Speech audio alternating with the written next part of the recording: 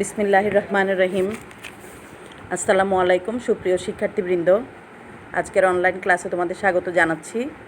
আমি জয়নব আক্তার, বিভাগীয় প্রধান এবং সহকারী অধ্যাপক, অ্যাকাউন্টিং ডিপার্টমেন্ট, আগ্রাবাদ মহিলা কলেজ। প্রিয় শিক্ষার্থীরা, তোমাদের ব্যাংক অ্যাকাউন্ট করাচ্ছি।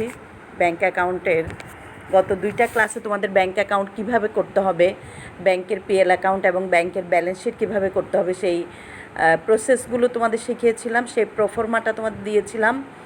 যেহেতু গত লাস্ট ক্লাসটা ছিল আমার ব্যালেন্স শিটের উপর, ব্যালেন্স শিটের একটা ছন্দ মিলিয়ে দিয়েছি। ব্যালেন্স শিট অ্যাসেট এবং লাইবিলিটি সাইডটা কীভাবে করতে হবে।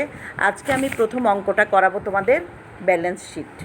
ব্যালেন্স শিটের এই অঙ্কটা যদি তোমরা করে ফেলো, তাহলে একটা অঙ্কের মধ্যে যা আইটেম থাকবে, ব্যালেন্স শিটটা যদি মুখস্থ করে ফেলতে পারো, তাহলে বাকি আইটেমগুলো ইনকাম স্টেটমেন্টে যাবে অথবা লাভ লোকসান হিসাবে যাবে, পিএল অ্যাকাউন্টে যাবে।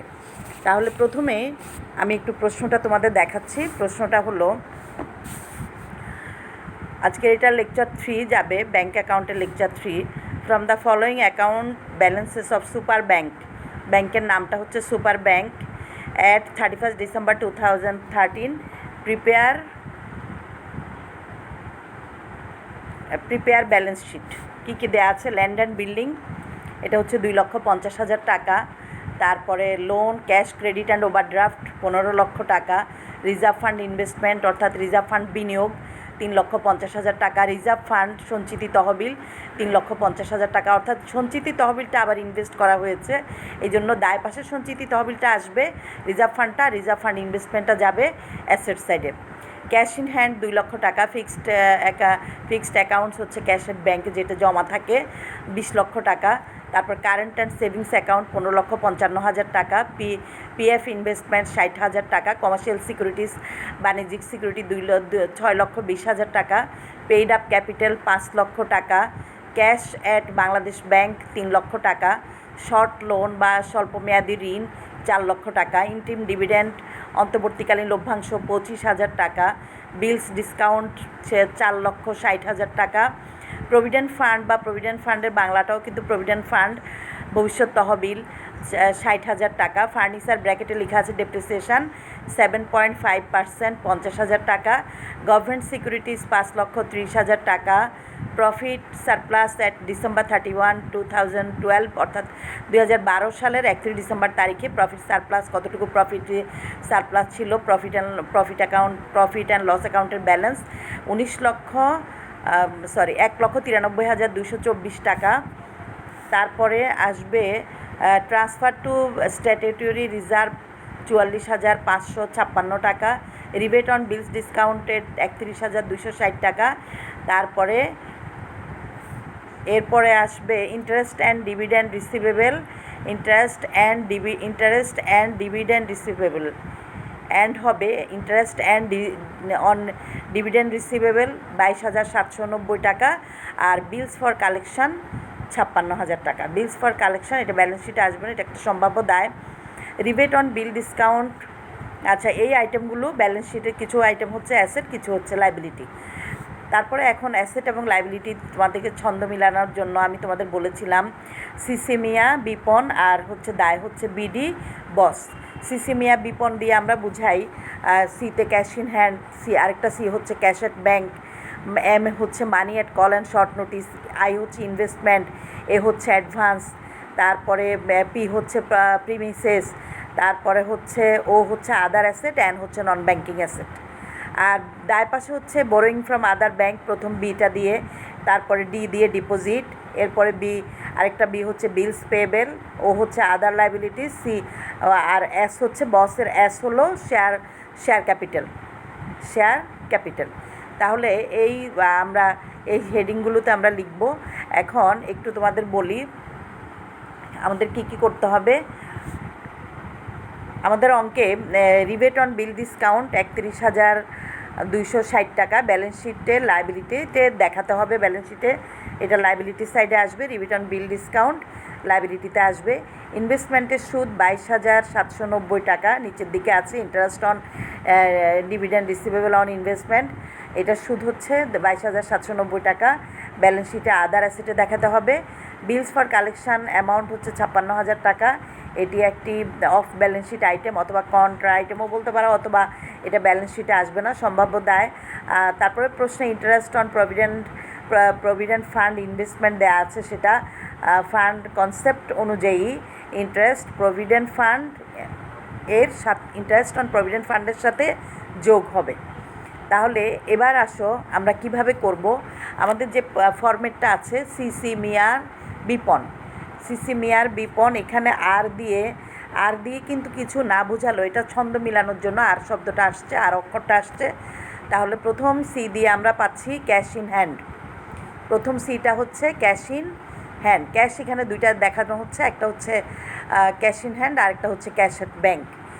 এই দুইটা হচ্ছে সি, cash in hand, cash at bank. তারপরে ক্যাশ উইথ আদার ব্যাঙ্কটাও কিন্তু ওখানে আসবে, অথবা ক্যাশ উইথ বাংলাদেশ ব্যাঙ্ক, যেটা এটাই হচ্ছে ক্যাশ এট ব্যাঙ্ক। তাহলে ক্যাশ ইন হ্যান্ড হলো 2 লক্ষ টাকা, ক্যাশ এট বাংলাদেশ ব্যাঙ্ক হলো 3 লক্ষ টাকা, দুইটা যোগ করে ক্যাশ ব্যালেন্স হচ্ছে 5 লক্ষ টাকা। তারপরে আসবে এরপরে ক্যাশ ইন হ্যান্ড, ক্যাশ এট ব্যাঙ্কের পরে যেটা আসবে সেটা হলো, তারপরে আসবে মানি at call and short notice. MD কি বোঝায়? মানি and call and short notice, সেটা আমাদের এই অঙ্কে নাই, সুতরাং এটাও নীল, জায়গাটা খালি থাকবে, একটা হাইপেন দিয়ে রাখবা। আই দিয়ে বোঝাচ্ছে হচ্ছে ইনভেস্টমেন্ট। এই ইনভেস্টমেন্টের আন্ডারে কী কী আসবে? ইনভেস্টমেন্টের আন্ডারে আসবে গভর্নমেন্ট সিকিউরিটিজ 5,30,000 টাকা, কমার্শিয়াল সিকিউরিটিজ 6,20,000 টাকা, রিজার্ভ ফান্ড ইনভেস্টমেন্ট অর্থাৎ রিজার্ভ ফান্ড বিনিয়োগ 3,50,000 টাকা, এবং পিএফ ইনভেস্টমেন্ট অর্থাৎ পিএফ ফান্ডের যে টাকাটা ওইটা আবার ইনভেস্ট করা হয়েছে অন্য জায়গায় 60,000 টাকা। টোটাল ইনভেস্টমেন্ট হচ্ছে 15,60,000 টাকা। তারপরে এ দিয়ে বোঝায় হচ্ছে অ্যাডভান্স। এখানে আমি এলটা আনি নাই, এল না লিখে এ লিখেছি মনে রাখার জন্য। এটা হচ্ছে লোন অ্যান্ড অ্যাডভান্স, অথবা অ্যাডভান্স অ্যান্ড লোনও দিতে পারো, তাহলেও চলবে। অ্যাডভান্স অ্যান্ড লোন অথবা লোন অ্যান্ড অ্যাডভান্স। এই লোন অ্যান্ড অ্যাডভান্সের মধ্যে আসবে loan, cash credit and overdraft, যেটা প্রশ্নের প্রথম দিকেই ছিল। Loan, cash credit and overdraft 15 লক্ষ টাকা। তারপর শর্ট লোন অর্থাৎ স্বল্প মেয়াদি ঋণ, শর্ট লোন আসবে 4 লক্ষ টাকা। আর বিলস ডিসকাউন্টেড, এটাও কিন্তু এগুলো হচ্ছে বাইরের, এগুলো হচ্ছে অর্থাৎ যে ঋণটা দেয়া হয় সেই ঋণটাই কিন্তু অ্যাসেট সাইডে আসে, আর আমরা যে ঋণটা গ্রহণ করি প্রদত্ত ঋণটা অ্যাসেটে আসে, আর গৃহীত ঋণটা দায় পাশে যায়। সেজন্য এই যে লোন অ্যান্ড অ্যাডভান্স, এটা হচ্ছে অগ্রিম দিয়ে দিচ্ছে, এটা হচ্ছে দায়, এটা হচ্ছে সম্পদ। আর আমরা যদি কোনো অগ্রিম টাকা নেই তাহলে সেটা হবে দায়। তাহলে অগ্রিম দেওয়া এটা হচ্ছে অ্যাসেট, এই জন্য এটাকে বলা হয় লোন অ্যান্ড অ্যাডভান্স, অর্থাৎ লোন দেওয়া অথবা অ্যাডভান্স দেওয়া। সেটার মধ্যে loan, cash credit and overdraft 15 লক্ষ টাকা। এরপরে আসবে শর্ট লোন বা স্বল্প মেয়াদি ঋণ, দেওয়া হয়েছে 4 লক্ষ টাকা, বিল ডিসকাউন্ট করে দেওয়া হয়েছে, অর্থাৎ ব্যাংকে বিলটা জমা নিয়ে অ্যাডভান্স টাকা তুলে নিয়ে ফেলেছে, এটা হচ্ছে 4,60,000 টাকা। তিনটা যোগ করে আসবে 23,60,000 টাকা। এরপরে আসবে প্রিমিসেস অথবা ফিক্সড অ্যাসেট। প্রিমিসেসের মধ্যে আসবে ল্যান্ড অ্যান্ড বিল্ডিং, প্রশ্নে দেওয়া ছিল ল্যান্ড অ্যান্ড বিল্ডিং একদম প্রথম দিকে 2,50,000 টাকা। তারপরে ফার্নিচারটা ছিল নিচের দিকে, ফার্নিচার ছিল ব্র্যাকেটের ডেপ্রিসিয়েশন 7.5%, 50,000 টাকা ফার্নিচার, তার 7.5% ধরলে 3,750 টাকা আসবে। তাহলে 3,750 টাকা বাদ দিয়ে 46,250 টাকা। তাহলে আসতেছে ল্যান্ড অ্যান্ড বিল্ডিং 2,50,000 আর ফার্নিচার আসছে 46,250, টোটাল 2,96,250, 2,96,250 টাকা। এরপরে ইন্টারেস্ট অ্যান্ড ডিভিডেন্ড রিসিভড হচ্ছে আয়, আর রিসিভেবল হচ্ছে প্রাপ্য। যখনই প্রাপ্য হয় তখন অ্যাসেট, আর রিসিভড বললে রিসিভড এবং পেইড, এই দুইটা হচ্ছে ইনকাম স্টেটমেন্ট অথবা লাভ লোকসান হিসাব অথবা পিএল অ্যাকাউন্টে বসে। অর্থাৎ এক্সপেন্স হলে পেইডগুলো হচ্ছে এক্সপেন্স, আর রিসিভড যদি বলা থাকে তাহলে সেই প্রাপ্তিটা হচ্ছে ইনকাম। আর রিসিভেবল হচ্ছে অ্যাসেট, পেয়েবল হচ্ছে দায়। তাহলে রিসিভেবল বলা ছিল দেখে ইন্টারেস্ট অ্যান্ড ডিভিডেন্ড রিসিভেবল, এটা হলো 22,790 টাকা। ইন্টারেস্ট অন এটা ছিল প্রশ্নে, ছিল interest and ডিভিডেন্ডস receivable on investment, অর্থাৎ ইনভেস্টমেন্টের উপর সুদ ও লভ্যাংশ প্রাপ্তি। ইনভেস্টমেন্টের উপর সুদ ও লভ্যাংশ, প্রাপ্য সুদ ও লভ্যাংশ, সেই জন্য এটা অ্যাসেট সাইডে আসবে, আমরা অ্যাসেটে লিখলাম। এবার টোটাল অ্যাসেট হচ্ছে 47,93,039,040 টাকা। আমি আবার একটু বলি, প্রথমে ক্যাশ ইন হ্যান্ড আর ক্যাশ এট ব্যাঙ্ক এই দুইটা হচ্ছে 5 লক্ষ টাকা।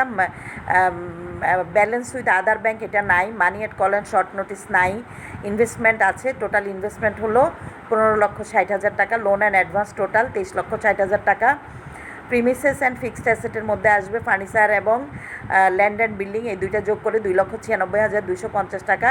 Interest and dividend receivable on investment সেটা হচ্ছে 22,790 টাকা। টোটাল দাঁড়াচ্ছে 47,39,040 টাকা। এবার দায় পাশে হচ্ছে বোরোয়িং ফ্রম আদার ব্যাংক, অন্যান্য ব্যাংক থেকে ঋণ গ্রহণ, সেটা নাই, সুতরাং এটা আসবে না। কিন্তু আমাদের ফরম্যাটটা লিখে রাখতে হবে, ফরম্যাট অনুযায়ী তোমরা 5টা হেডিং মুখস্থ রাখবে। বি দিয়ে হচ্ছে borrowing from other bank, D দিয়ে হচ্ছে ডিপোজিট, অর্থাৎ যত ধরনের ডিপোজিট আছে, fixed deposit, savings deposit, current deposit ইত্যাদি, এই ডিপোজিটগুলো সবগুলো আসবে। এখানে আছে ফিক্সড ডিপোজিট 20 লক্ষ টাকা এবং কারেন্ট ডিপোজিট 15,55,000 টাকা। আমাদের প্রশ্নেই দেওয়া ছিল ফিক্সড ডিপোজিট এবং কারেন্ট ডিপোজিট। ফিক্সড ডিপোজিট 20 লক্ষ টাকা, current deposit and savings account 15,55,000 টাকা, এই দুইটা হচ্ছে ডিপোজিট। ডিপোজিটের পরে আসবে আদার লাইবিলিটিস, ও দিয়ে কি বোঝায়। এরপরে আসবে বিলস পেয়েবেল, আমাদের এই অঙ্কে বিলস পেয়েবেল নাই, সুতরাং এটা আসবে না। এরপরে আসবে আদার লাইবিলিটিস। আদার লাইবিলিটির মধ্যে হচ্ছে রিবেট অন বিল ডিসকাউন্ট 31,260 টাকা, এটা হচ্ছে টোটাল লাইবিলিটি। তার সাথে আসবে যে কর্তনগুলি আছে, শেয়ার হোল্ডার সিকিউরিটি, এরপরে লাইবিলিটির পরে এরপর সি অথবা এস, সি দিয়ে ক্যাপিটাল বোঝায়, এস দিয়ে শেয়ার হোল্ডার সিকিউরিটি বোঝায়, অর্থাৎ শেয়ার মালিকানা তহবিল বা শেয়ার মালিকদের দায়, শেয়ার মালিকানা তহবিল। তাহলে শেয়ার হোল্ডার সিকিউরিটিতে আসবে paid up capital. Authorize capital লিখতে পারো, অথরাইজ ক্যাপিটাল প্রশ্ন যদি থাকে প্রথমে সেটা আসবে। Issued subscribe called and paid up capital আসবে, তারপরে এরপরে ইস্যুড সাবস্ক্রাইব ক্যাপিটাল আসবে এবং সবশেষে পেইড আপ ক্যাপিটাল আসবে। আমাদের অঙ্কে যেহেতু সঠিক ওইভাবে স্পষ্ট করে লেখা নাই, তাহলে আমরা শুধু পেইড আপ ক্যাপিটাল লিখে আমরা দিব পেইড আপ ক্যাপিটাল হচ্ছে 5 লক্ষ টাকা। এখান থেকে আর এখানে রিজার্ভ ফান্ড, স্ট্যাটুটরি রিজার্ভ অথবা বিধিবদ্ধ সঞ্চিতি, এটা পিএল অ্যাকাউন্ট থেকে স্থানান্তর করা হয়, এটাও শেয়ার হোল্ডার সিকিউরিটির মধ্যে আসবে 44,556 টাকা। তারপর রিজার্ভ ফান্ড হচ্ছে দায়, রিজার্ভ ফান্ড 3,50,000 টাকা। এরপরে আসবে প্রভিডেন্ট ফান্ড, রিজার্ভ ফান্ডের পরে প্রভিডেন্ট ফান্ড হচ্ছে 60,000 টাকা, তার সাথে ইন্টারেস্ট অন পিএফ, প্রভিডেন্ট ফান্ডের সাথে প্রভিডেন্ট ফান্ডের সূত্র যোগ করতে হবে, অ্যাড ইন্টারেস্ট অন পিএফ 5,000 টাকা, দুইটা যোগ করে 65,000 টাকা। পিএল অ্যাকাউন্ট সারপ্লাস অথবা অ্যাজ পার স্টেটমেন্ট অথবা পিএল অ্যাকাউন্টের ব্যালেন্স প্রশ্ন অনুযায়ী যেটা ছিল 1,93,224 টাকা, এগুলো এখানে আসবে। প্রথমে পেইড আপ ক্যাপিটাল 5 লক্ষ টাকা, তারপরে স্ট্যাটিউটরি রিজার্ভ 44,556 টাকা, রিজার্ভ ফান্ড 3,50,000 টাকা। এরপরে প্রভিডেন্ট ফান্ডের সাথে প্রভিডেন্ট ফান্ডের সূত্র যোগ হবে 60,000 যোগ 5,000 65,000 টাকা, আর হচ্ছে পিএল অ্যাকাউন্ট সারপ্লাস 1,93,224 টাকা। টোটাল দাঁড়াচ্ছে 11,52,000। এখানে শেয়ার হোল্ডার সিকিউরিটিটা হচ্ছে 11,52,780 টাকা। 11,52,000 অ্যামাউন্টটা দেখা যাচ্ছে না, 11,52,780 টাকা। এবং টোটাল লাইবিলিটি হচ্ছে liabilities and share holder security দুইটা মিলে 47,39,040 টাকা। একই রকম অ্যাসেট সাইডে 47,39,040 টাকা আমরা দেখতে পাচ্ছি। সুতরাং আমাদের লাইবিলিটি সাইড এবং অ্যাসেট সাইড দুইটা মিলে যাচ্ছে। তাহলে লাইবিলিটি অ্যাসেটগুলো আমরা কিভাবে লিখব, সি মিয়া বিপন, আর লাইবিলিটির ছন্দটা মনে রাখবা বিডি বস। তাহলে সিসি মিয়া বিপন দিয়ে আমরা কিভাবে করব, সি হচ্ছে ক্যাশ ইন হ্যান্ড, আরেকটা সি হচ্ছে ক্যাশ এট ব্যাঙ্ক, এম হচ্ছে মানি at call and short notice, I হচ্ছে ইনভেস্টমেন্ট, এ হচ্ছে অ্যাডভান্স অ্যান্ড লোন, তারপরে আর দিয়ে কিছু মিন করে না, পি হচ্ছে প্রিমিসেস, ও হচ্ছে আদার অ্যাসেট, এন হচ্ছে নন ব্যাঙ্কিং অ্যাসেট। তারপরে বি দিয়ে হচ্ছে boring from other bank, D দিয়ে হচ্ছে ডিপোজিট, বি হচ্ছে বিলস পেবেল, ও হচ্ছে আদার লাইবিলিটিস, আর এস হচ্ছে শেয়ার হোল্ডার্স ইকুইটি লিখে আমরা এইভাবে হেডিংগুলো লিখবো এবং যেটার আন্ডারে যেটা বসবে সেটা তোমাদের একটু মুখস্থ করতে হবে। এইভাবে মুখস্থ করে রাখলে অঙ্কটা তোমরা ভুলবে না। আমরা যদি ছন্দটা মুখস্থ রাখি তাহলে ব্যালেন্স শিটটা আমাদের কখনোই ভুল হবে না। প্রিয় শিক্ষার্থীরা, আজকে আমি তোমাদের ব্যালেন্স শিটটা সহজভাবে করার জন্য সেই ইয়েটাও আমি দেখো এখানে লিখে দিয়েছি, সিসি মিয়ার বিপন আর বিডি বস। তাহলে এইভাবে যদি মনে রাখো কখনোই সম্পদ এবং দায়টা এলোমেলো হবে না, কোনটার পর কোনটা সিরিয়ালে আসবে সেটা আমরা করতে পারবো।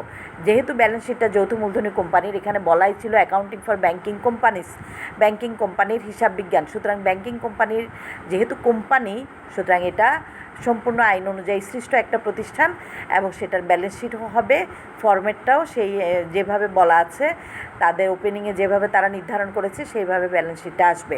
তো প্রিয় শিক্ষার্থীরা, আজকের অনলাইন ক্লাসটা আমি এখানেই শেষ করছি। তোমরা সবাই ভালো থাকবে, সুস্থ থাকবে এবং বাসায় অবস্থান করে আমাদের ভিডিওগুলো বেশি বেশি করে দেখে অঙ্কগুলো করতে থাকো। আজ এতটুকুই। আল্লাহ হাফেজ।